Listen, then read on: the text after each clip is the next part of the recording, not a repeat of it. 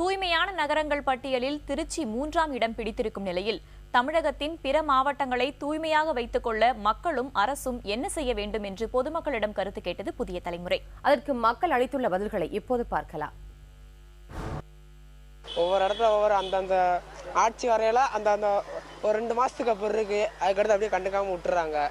அதுதான் இப்போ நடந்துட்டு இருக்கு. இப்போ பார்த்தீங்கன்னா இப்போ தேர்தல் வருது, வந்தவுடனே ஒரு 2 மாசத்துக்கு அந்த ரோடு போடுற அந்த மாதிரி நடக்கும். அடுத்து அப்படியே கண்டுக்காம விட்டுறாங்க. அதனால தான் அந்த விருதுநகர் மாவட்டம் அப்படி எல்லா மாவட்டம் திருச்சி மட்டும் சொல்லிட்டு இருக்காங்க.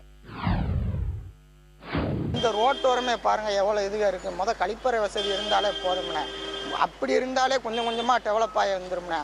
ஆந்திராவில் துட்டில்லாத ஏரியாவே அவ்வளோ ஆந்திராவில் கழிப்பறையில் பார்த்துருக்கீங்களாண்ணே. ரொம்ப நீட்டாக இருக்குண்ணே. இங்கே அப்படி கிடையாதுண்ணே. பப்ளிக் ஒஃபீஸ்லாம் உள்ளே போக முடியாதுண்ணே.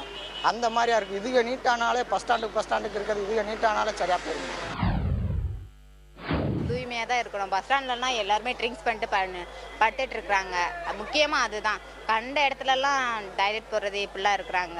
அதுவே நம்ம தமிழ்நாட்டில் எப்பயுமே அப்படி தான் இருக்கிறாங்க. மற்ற ஏரியாலலாம் எல்லாமே நல்லா தான் இருக்குது. தமிழ்நாட்டு மட்டும் ஏன் அப்படி இருக்கிறாங்க? ஏன்னா நம்ம மக்கள் தான் இப்படிலாம் பண்ணுறது. ஸோ நம்மளும் அந்த மாதிரி பண்ணாமல் இருந்தால் நமக்கும் முதலிடம் கிடைக்கும். சுத்தமாக இருக்கணும் அப்புறம் சாக்கடை நல்லா க்ளீன் பண்ணிடணும். எங்கேயும் குப்பை போடக்கூடாது. கொசு அதிகரிக்கக்கூடாது.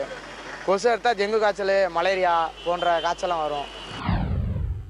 இந்தியாவுக்குன்ற ஒரு பெருமை இருக்குண்ணே. இந்தியா வந்து ஜனநாயக நாடு. பெரும்பாலான கருத்து தான் இங்கே ஜெயிக்கும்.